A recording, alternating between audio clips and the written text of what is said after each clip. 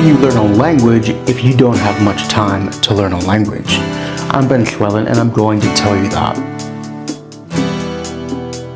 Folks ask me, how do you learn a language if you don't have much time?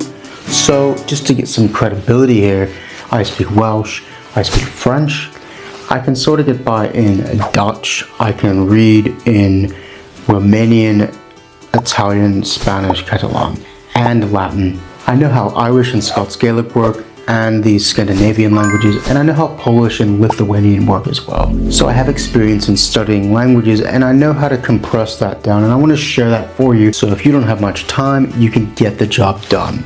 Like many of you, I'm sure I have a full-time job. So we can't just learn languages at our leisure every single day like we would like to. So you've got to make it more efficient. How do you do that?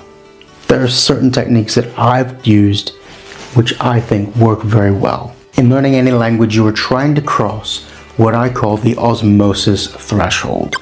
That means that you have studied a language to a point where you are picking up new words and grammar and ideas in a language without having to actively study the language. And all you need is a basic level of knowledge in a language, and you can achieve this. So if you don't have much time, that's what you need to be aiming at. So how do you do that? First, get a notepad. Make sure it has one of these little dongly things to mark your place. And write down a word each day. So my word of the day in Dutch is inpakken.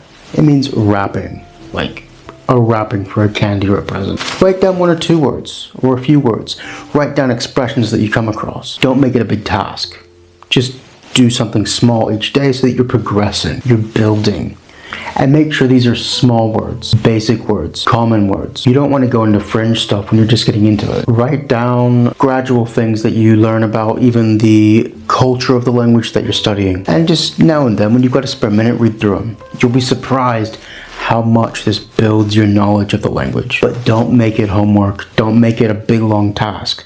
Just something that you do now and then.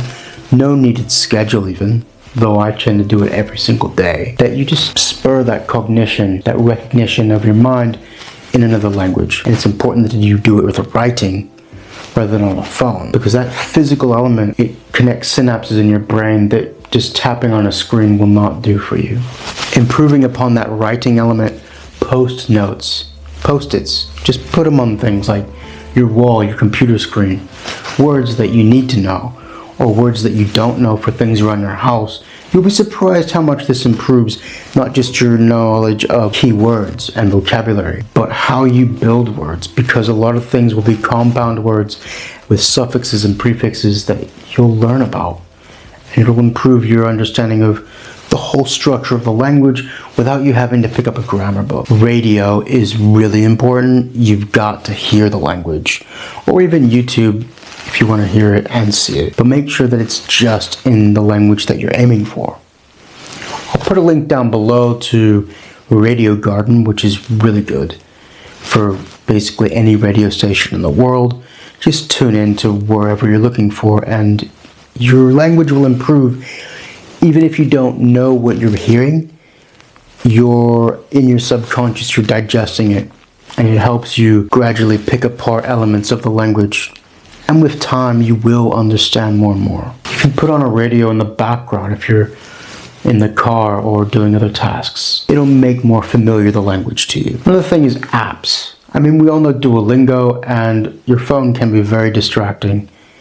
But if you can be disciplined, you can use this device as an extremely powerful tool to learn languages. For instance, if you're on social media, follow people who are tweeting in your language. You can download apps, not just Duolingo, but dictionaries. Apps that help you look up words. There's loads, you just do a bit of research.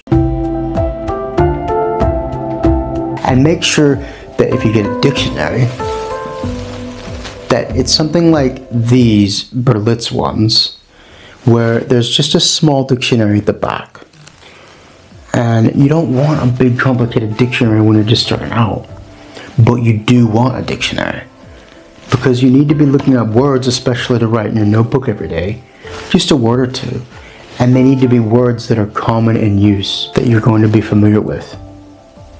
This is Romanian. I find this a really beautiful language, by the way. A beautiful language.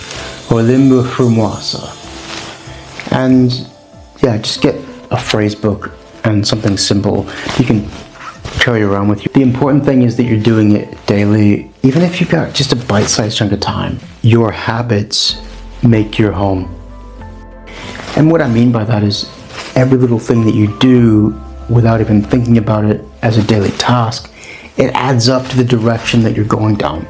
And if you just put little bits here and there into your daily life of another language, it adds up. And that's how you learn languages without having much time. You turn it into a habit that you do here and there. Tiny little bite-sized chunks. You can do it. Try it out for a month. Leave it in the comments below. What do you think about that? And what techniques have you tried to learn a language when you don't have much time? So this video was short because I'm going to come out with 3 videos next week, I hope. We'll see how it goes. Tune in. And we'll see you next time. Diolch yn fawr am wylio. Thank you very much for watching. Diolch yn fawr am wylio.